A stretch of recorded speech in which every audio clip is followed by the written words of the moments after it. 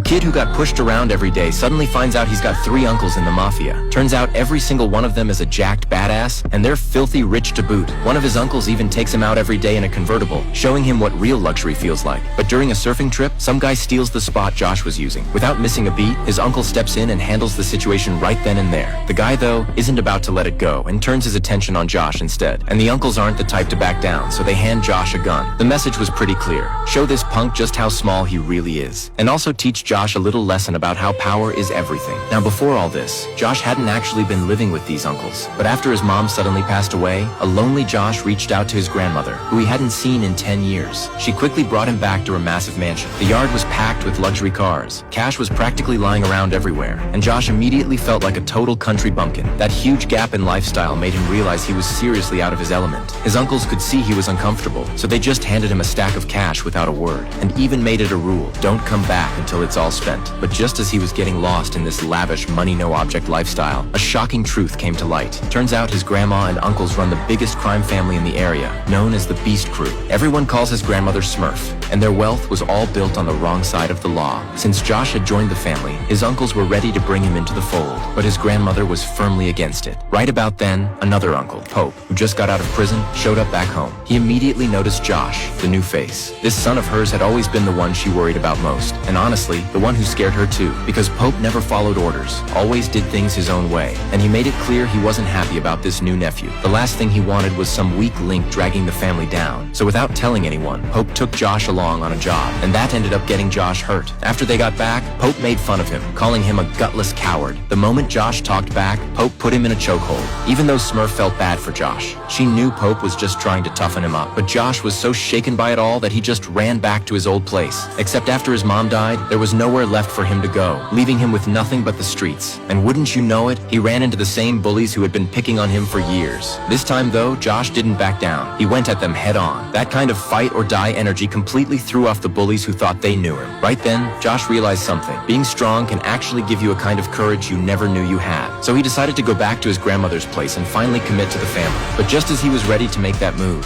his uncles suddenly found themselves in serious trouble.